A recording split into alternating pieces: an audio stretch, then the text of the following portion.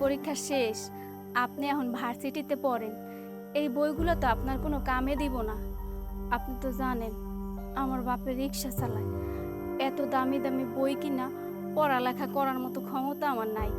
এই বইগুলো যদি আমারে দিতেন আমার অনেক উপকার হইতো। তুই হয়েছিস রিক্সাওয়ালার মেয়ে, তোর আবার লেখাপড়া কিসের রে? তার থেকে ভালো তুই আমাদের বাসায় কাজ কর, তাও মাস শেষে কিছু টাকা পাবি। না আপা, আমি কাম করবো কে? জানেন আপা, আমি গার্লস স্কুলে আমার রোল নাম্বার 1 ছিল।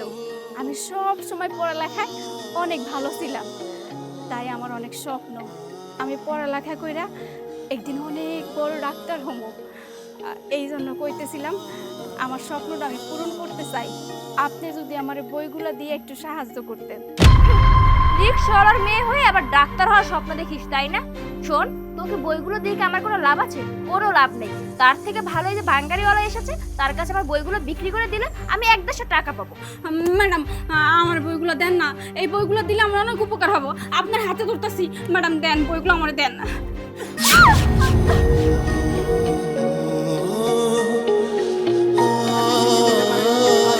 থাকলে বিক্রি করতে পারেন। ভাঙ্গা গ্যাসের চুলা। মামা, এই যে বইগুলো মাপ দিন তো। বিক্রি করবেন?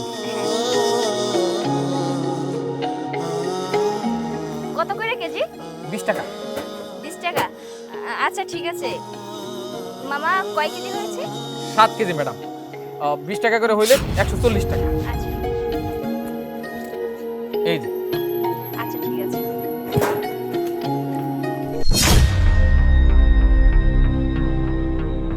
গাছ ভাঙ্গা, লোহা ভাঙ্গা, প্লাস্টিকের সেরা জুতা। আপনাদের কাছে কোনো বাঙ্গারি থাকলে বাঙ্গারি কিনা নি। ভাঙ্গারি কিনি ভাঙ্গারি, কাজ ভাঙ্গা, লোহা ভাঙ্গা, প্লাস্টিকের সেরা জুতা। আপনাদের কাছে ভাঙ্গারি থাকলে আপনারা বেচতে পারেন। ভাঙ্গারি কিনি ভাঙ্গারি, ভাঙ্গারি।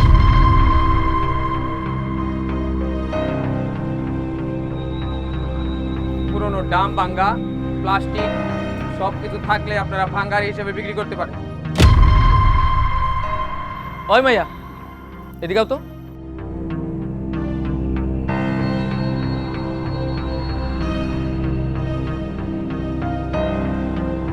এই মাইয়া, আমি অনেকক্ষণ যাবত দেখতেছি তুমি আমার ভ্যানের পিছনে পিছনে আইতেছো।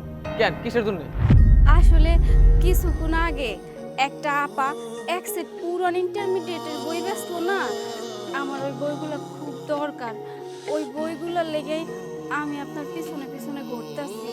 কি এই সামান্য কটা বই লাগিয়া তুমি সকাল থেকে দুপুর পর্যন্ত আমার পিছনে পিছনে ঘুরতেছো?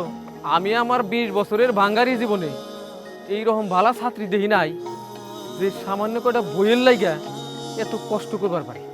আসলে আমরা গরিব মানুষ তো, বই কিনা পড়ার মতো সামর্থ্য আমাকে নাই। আমার বাপের রিক্সা চালায়, আমাকে তো খাওয়ানি জোরে না। এইরকম বই কিনা আমরা কিভাবে পড়বো কোন? এই জন্যই আপনার পিছনে পিছনে আমি ঘুরতেছি। যদি এই বইগুলা আমি নিতে পারি।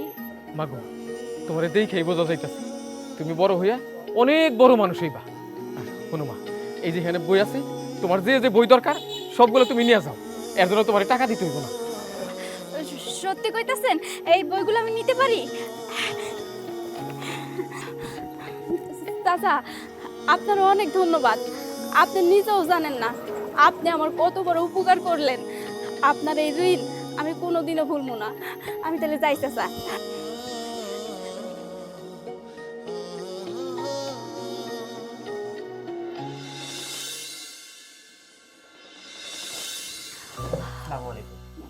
ওয়ালাইকুম আসসালাম।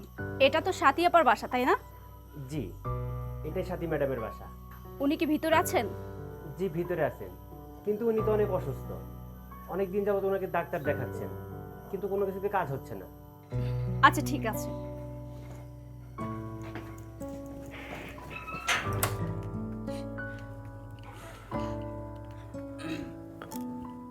আচ্ছা, আপার কি হয়েছে? আর বলবেন না, আজ প্রায় 1 বছর যাবত আমার মেয়েটার হার্টের প্রবলেম হয়েছে। কত জায়গায় ডাক্তার দেখাইলাম, কিন্তু ডাক্তার প্রথমে ওর কোনো রোগী ধরতে পারে নাই। এখন জানতে পারছি ওর হার্টের প্রবলেম। এখন আর কোনো কিছুই করা নাকি সম্ভব না। কে কে? আপা, আমি উর্মি। আপনি আমাকে চিনতে পারেননি? আমি সেই উর্মি আপনার কাছে এক সেট বই চেয়েছিলাম, কিন্তু আপনি আমাকে না দিয়ে হকারের কাছে বিক্রি করে দিয়েছেন। আমি সেই বইগুলো হকারের কাছ থেকে নিয়ে আমি পড়ে পরীক্ষায় পাশ করেছি। আজকে আমি এমবিবিএস ডাক্তার হয়েছি। তুমি সেই উর্মি, আমার সব কিছু মনে আছে। আমি ওই দিন তোমার সাথে অন্যায় করেছিলাম। সামান্য 100 টাকার বই আমি তোমাকে না দিয়ে হকারের কাছে বিক্রি করে দিয়েছিলাম। আজ আমি আমার বউটা বুঝতে পেরেছি। তুমি আমারে মাফ করে দিও বোন। আমি হয়তো আর বেশি দিন বাঁচব না। আপা, আপনি কোনো চিন্তা করবেন না, আপনি সুস্থ হয়ে যাবেন।